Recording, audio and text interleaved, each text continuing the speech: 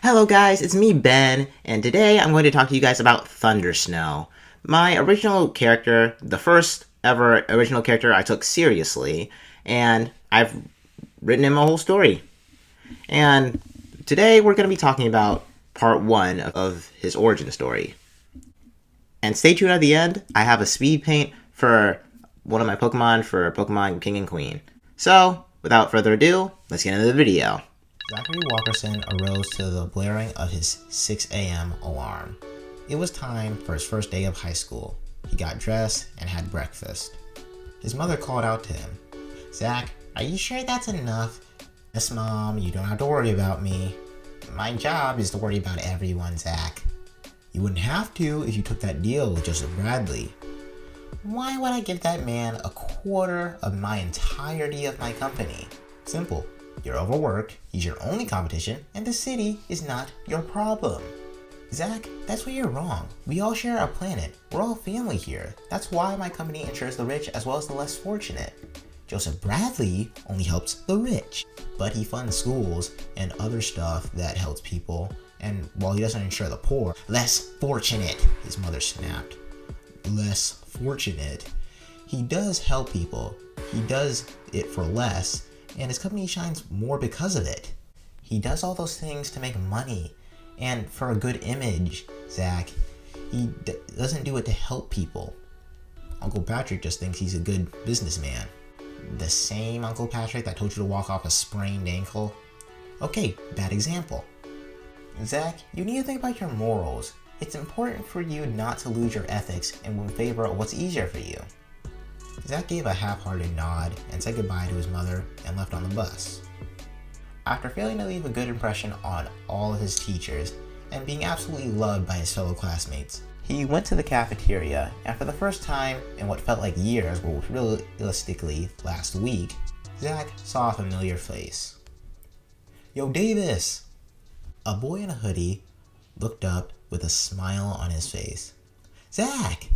This caught the attention of a few other figures. "Hey, guys!" This was Zach's semi-friend group, as he often called it. His best friend of many years, Davis Anderson, Patricia, Pat for short, and Mindy Senshi, Zach's cousins. Davis quickly chimed in. "Mindy, what are you doing here? You should be in middle school. I mean, I'm not gonna snitch." Mindy happily answered this question. "I'm in the gifted program. That allows me to be in high school." Pat just rolled her eyes. "Well, look at you, skipping grades. Try not to blow past us," said Zach. "Oh, you know I'm gonna." Patricia spoke, desperately trying to change the subject. "She's not skipping grades. She's taking half of her classes here and doing the class she's lacking in the room with the rest of the little brats. Anyway, what's the plan?" "For what?" asked Zach. "What's gonna happen this year? What clubs are you planning on joining?" I don't know." "Come on, dude. This is high school. This is the last stop before we become people, before we become a functional adults with jobs and a mortgage and whatever else adults do. They get kicked. They complain about life a lot." "I never really thought about it like that. I mean, I always knew school was just a small part of life, but I'm still figuring out what I want to do. Like martial arts, I like sports, I like botany, but those things they all just feel like hobbies. Can't I just commit to one of those?" "Hey!" The kids all whipped around to find that the voice wasn't directed towards them, but a 4'2" kid. The voice seemed to come from a kid that was 5'9". "Where's my money?" said the taller one. "Charlie, I don't have it. I need one more day. I just got fired from my job, dude. Just give me like one more." "I gave you 2 weeks. The response is, I don't have it. I need one more day. I think you're lying. You don't plan on giving me my money back, hoping that I'll just forget." No, you're wrong." Oh no," said Davis. "What's going on?" asked Mindy. "I'll take a nice bed and say the little guy tried to buy money from the big guy, and the little guy was hoping to weasel his way out of the debt by hoping the big guy would forget.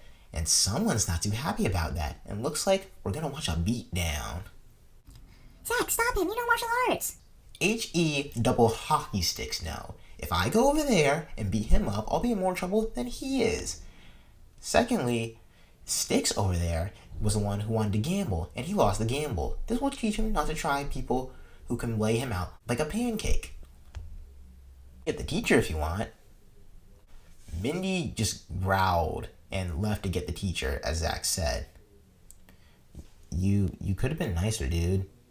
This is high school now. She needs to learn that it's not all sunshine and rainbows. Pat was silent, but gave a subtle, malicious nod. A few hours later, it was time to go home. Pat and Mindy's house was only 1 mile away from the school. Zach went there every afternoon to train with his uncle in martial arts, when he heard the screech of an old lady. Zach ran over to find someone being attacked by a man in a ski mask. A little generic, aren't we? Zach kicked the man across the face. I mean, robbing an old lady with a ski mask? The criminal didn't respond as he shot back to his feet and pulled out a knife. Back off, kid. I won't ask again. Zach froze as he realized the severity of what he'd just done. Wait a minute. You're Tanya Shenchi's kid. Forget this lady's purse. The ransom I could get out of you. Okay, you're coming with me. The criminal grabbed Zach's arm, and with all the anxiety and adrenaline pumping throughout his body, he struck the criminal in the stomach. This didn't have the effect Zach was expecting. The crook rocketed back several feet as an electric pulse emanated from Zach.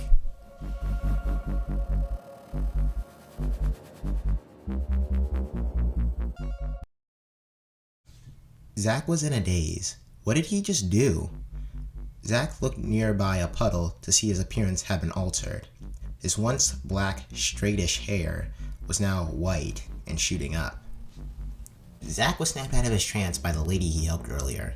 He collected himself and ran to Davis's house, unthinking about whatever just happened.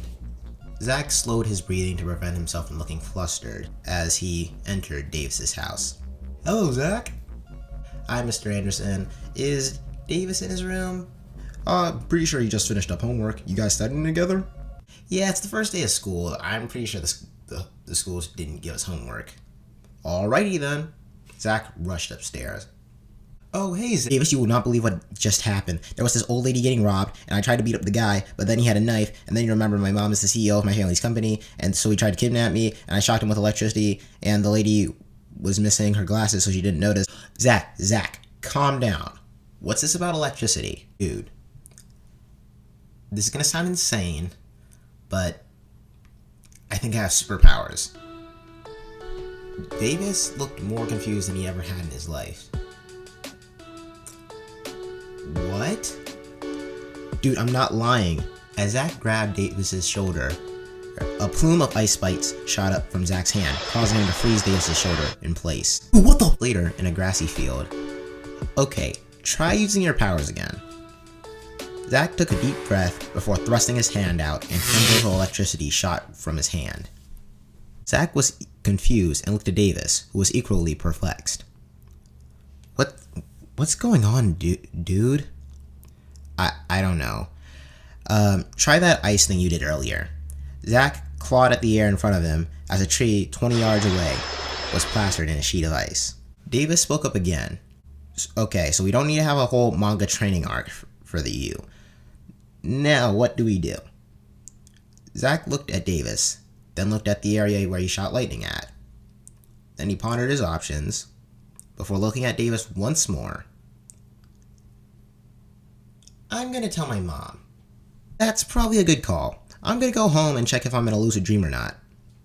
Okay, so I don't have 6 fingers. The boys parted ways as Zach had a million thoughts racing through his head. Was he in an accident?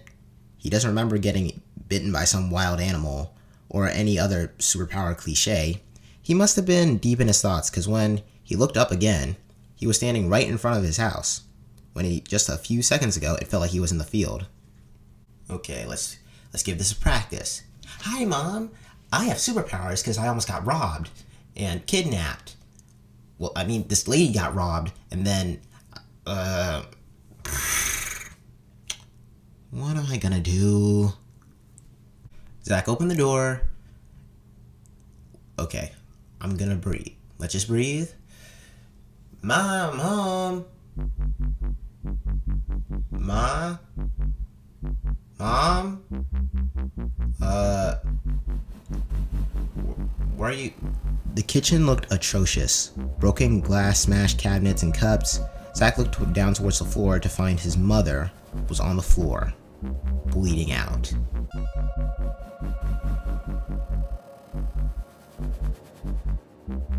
Zach was gripping his mouth while looking at the floor. Mindy was holding on to Pat while crying. Pat was comforting Mindy despite holding in tears herself. A figure walked outside the hospital door. The doctor says she'll be fine. Oh, thank God, let out Pat. Uncle, what happened? She was attacked in a failed assassination attempt. Why did this happen? Auntie Tanya and me are successful people. Competitors would like to do us harm, and whoever attacked her must have known her schedule and thought we wouldn't get there in time. Luckily, Zach was there. Speaking of which, Patrick put his hand over his nephew's shoulder. Zach, you'll be living with us until your mother gets better. Can I see her? She won't wake for a while. The four headed home and were visibly saddened by the event. Zach went into the backyard as he growled in a rage. Electricity roared out of him, and he looked down to the river to see his hair had once again shot straight up and was white. Zach quickly thought of an idea and rushed to his new room and called up Davis. Zach, I heard about what happened to your mom. She's fine, Davis. I need you to hack my security cameras. That is very, very illegal. You're not thinking of doing what I think you're thinking of doing, right? I'm doing exactly what you think I'm doing. Dude, take a minute. No! I'm doing this, and you can either help me or rat me out. I really don't care right now. Davis knew from his 10-year friendship with Zach that the smart thing to do was to call his uncle and get him to talk some sense into Zach. But Davis, for some reason, decided to help Zach. Fine, I got you. Thanks, man. Davis got into his computer and worked his magic, as he was a master of coding and planning to be a white hat hacker. Okay, I got good news and bad news. Which do you want? I really don't care anymore. Okay, the bad news is that whoever coordinated this attack knew what they were doing and knocked out your cameras. And the good news? Luckily, they missed one before the attack, but knocked it out quickly after, so I can trace this figure down through the cams downtown, and I think I can give you directions. Dude, have I ever told you how awesome you are at hacking? Not really, but now's a good time to start. Zach put on an all-black disguise and rushed out the door. Zach's electricity permeated through him as he purposely turned onto his powered-up state for the first time.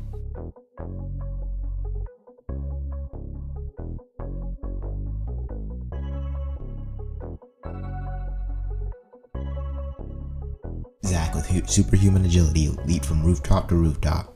Where to next? Down the corner. Davis was hacking the traffic cameras for directions using the image he found in the security cameras of Zach's house. Okay, not many things here. Davis, I found him. Are you sure? He matches the picture you sent me. Okay, just... no, Zach. I know who you are, and I know what you did. The man said nothing as he shoved Zach off him and pulled out a gun, kicking Zach hard. Ugh, this guy's strong. But what the hell is going on? I didn't feel like killing a kid today, but now I have no choice. Thanks for that. Zach struck his hand forward, and a lightning blast shot right at the villain, and missed him completely. That was a warning shot! Zach stumbled at his words as he slowly realized he had no practice with his powers, so using them was a complete gamble. Davis spoke through AirPods they were using as comms. Zach, what's going on? I found the assassin. He's wearing this red and blue sun and moon mask, and he has, I think, a robot arm? Oh great, we're dealing with a Terminator that's going through a phase. Hold on, let me look this guy up. Gonna explain what the hell are you? The man looked to the side and came up with his own conclusion. Bradley. He set me up. Bradley? As in Joseph Bradley? Yeah, didn't he send you after me? Zach could hear himself breathing. That's how stunned he was. No, but I'm still taking you down. Well, come at me, brat. Peter pulled out a gun, but Zach's new speed allowed him to dash for cover. Deus, any info on this guy yet? Almost, and, oh no. What now? What you described earlier was the go-to look of Scythe, a mercenary for hire. He's not a cheap assassin, but he always got the job done. Which means he's probably not lying about his employer. How do I beat this guy? Apparently he has a robotic exoskeleton to improve his physical abilities. So all you need to do is look for a way to short it out. But be careful, he probably has a lot more tricks up his sleeve than guns. Zach's eyes shone blue as he flipped back into the fight.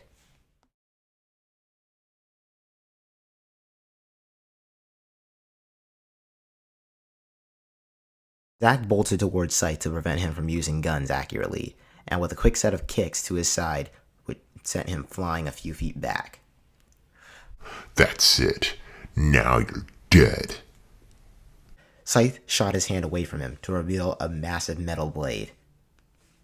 He slashed at Zach, with him barely ducking and striking Zach in the face, which messed up his mask. Scythe, now more infuriated than ever, punched Zach as hard as he could in the stomach, rocketing him a few feet across the parking lot. Zach fumbled back in pain. However, Scythe felt no pity as he landed blow after blow in Zach's face and another in Zach's arm. Zach tried to run, but Scythe grabbed him by the arm and threw him against the nearby wall. Zach was throbbing in pain. He was squirming on the floor. His breath became heavy as he felt like he was going to pass out. Scythe walked up to Zach and, oddly enough, started to chuckle. What's so funny? When I almost killed the CEO of Casco Insurance, I stopped myself because the fight was just so boring. She robbed me the pleasure of taking her out in a decent fight, so I wanted to rob the relief of a quick and easy death, so I let her to bleed out on the floor. No one was supposed to be there, and she was supposed to die. I didn't get anything I wanted after that attack. The woman didn't die, and the fight was just so boring. Zach struck Scythe right in the face and waltzed over menacingly towards the assassin as he got back to his feet. You made an innocent woman suffer because she bored you? Put out a gun, but Zach just snatched it out of his hand, grabbing it, freezing it solid, and then crumbling it in an instant. Why did someone so pathetic as you think they had the right to hurt anyone? Scythe fell to the ground. Zach quickly froze his torso in place and hammered his fist repeatedly in Scythe's face, which equally broke his mask. Zach was able to restrain himself to prevent him from knocking out Scythe. I want proof that Joseph Bradley was your employer. I want proof that he had tried to have Miss Shenchi killed. My phone. I have his Voicemail on my phone. I reached into his pocket for his phone, which Zach snatched out of his hand. His phone was fried. Damn. Zach was still furious. As he looked towards Scythe, his earlier words began to ring in his head. Everything in his mind was telling him to go for the kill. Zach raised his hand and used his ice powers to make a spear as he inched closer to Scythe's face. I'm sorry. I'm sorry, please don't, I'm sorry. Davis began to panic. Zach, what the hell are you doing? Please stop. Zach couldn't hear Davis over the deafening sound in Zach's mind of Scythe going on his earlier monologue on how he tried to kill Tanya Shenshi. Zach thrust his fist forward, but stopped a centimeter in front of Scythe's face. Zach broke the ice off his fist and then just smacked Scythe unconscious. Zach stood up and walked away. Davis, we're done here. Zach sat on a building parallel to the one in the parking lot the battle took place. Zach, did you? No, Davis. Davis sat in relief. Okay, but what was all that screaming? Scythe is just a wuss. Oh, well, I guess that's fortunate. I really didn't want to be an accomplice to a murder. That was a bad joke. Zach, are you okay? Not really. But I think I can get better. My mom told me, Zach, be sure to remember your morals instead of what's in favor of what's easier for you or whatever. And it would have been easy to just get rid of that guy. But is that really me? No, it isn't. And you made the right choice, Zach. The two looked on as the police called an ambulance before detaining Scythe.